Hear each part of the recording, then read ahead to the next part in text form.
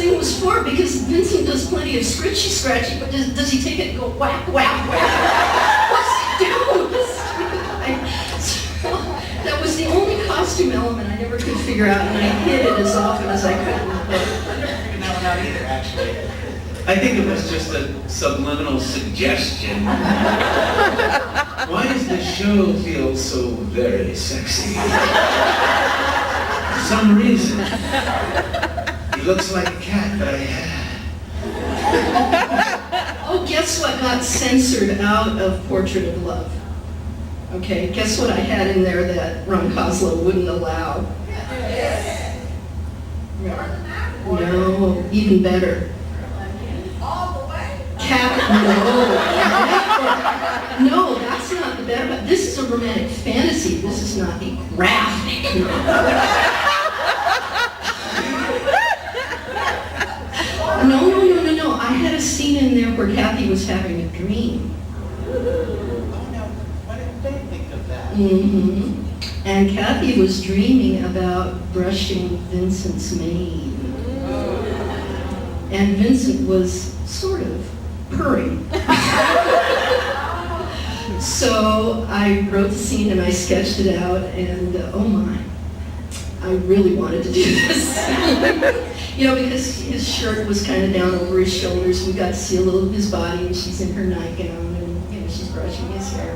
And I said the fans will eat this up.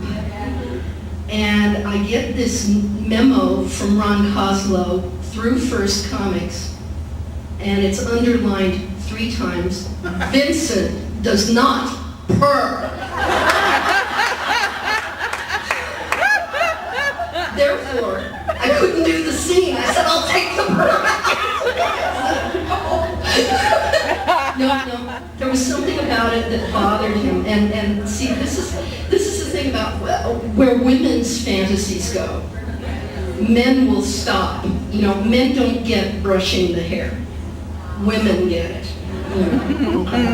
So. I also wonder, that brings something up, because I've always wondered, on one level I think of the whole show as Catherine's dream. And I've always that's why when she was going, I kind of wanted to go, because I wasn't sure that the whole thing did not exist. You like Dallas?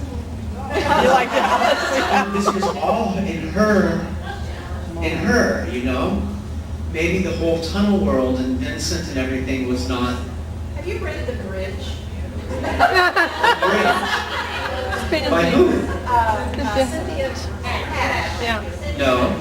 It's a little story in one scene that's all exactly that. Well, this is what I'm saying, because on one level, a lot of the characters, like Mouse, even though, he's Vincent's guy and been raised by Vincent and father, he came to the story through Catherine. And frequently this happens where, if you look at the story, many of the characters come through Catherine. And especially the characters who are not above. And so I always kind of felt that it might just be her giant. The moment she was thrown out of the van? From the very moment, the very first thing, from the moment she was thrown out of the van. We got to find them this story. And so, a dream within a dream, because otherwise I don't see why without the purr. That's just the perfect scene. And a dream also is such a great way to. Whether he purrs or not, she would dream and purr. She would dream and purr, and that also would have been a way to have the kiss that never happened happen without it ever happening.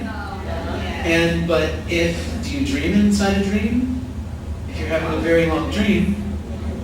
See, here's the thing. I think Ron Koslow, and this is probably the best episode of the series in my opinion. I mean, I know everybody has their favorite, but I think Ron accidentally ended the series with a happy life. Because, when she comes running down the hill and kabam, they come together, and that's her moment of commitment. She says, I'm in it for the long haul here. And you felt so satisfied by that episode. It was a very hard act to follow, and I don't think the second season ever found that kind of voice again. I tend to think of the first season as sort of a closed unit, and then the things that came later were kind of it's like a concerto and then the fantasy on the concerto. You know?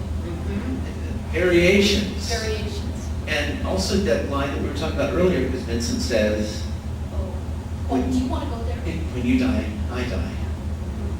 Right? He says this. Yeah. So, other than, honey, I love you, and when you're gone, I am as good as dead. Other than that, what does that mean? Because it doesn't mean just that sort of surface, you are my life stuff. He's saying, when you die, I die. So, Well, okay, now, the thing of it is, I heard probably before a lot of people did, because I was frequently on the phone with Ron Koslow, that Kathy was going to die. And my first reaction was,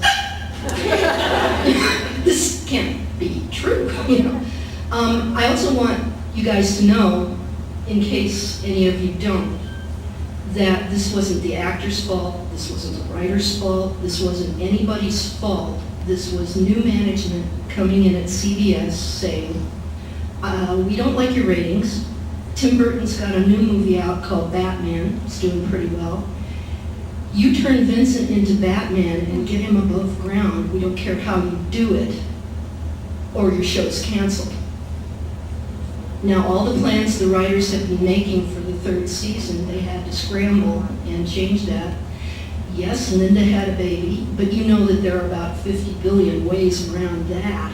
There's more than one kid. Yeah, Kathy could have lived, and there were there were plans, where Kathy had a baby and lived, or didn't have a baby and lived.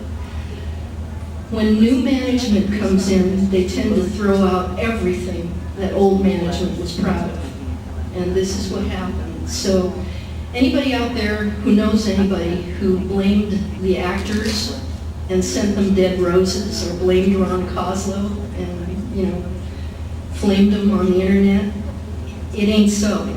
It wasn't anybody's fault. The creative team was always the creative team, and they would have finished the fairy tale in a way that would have been satisfying, but the suits came in.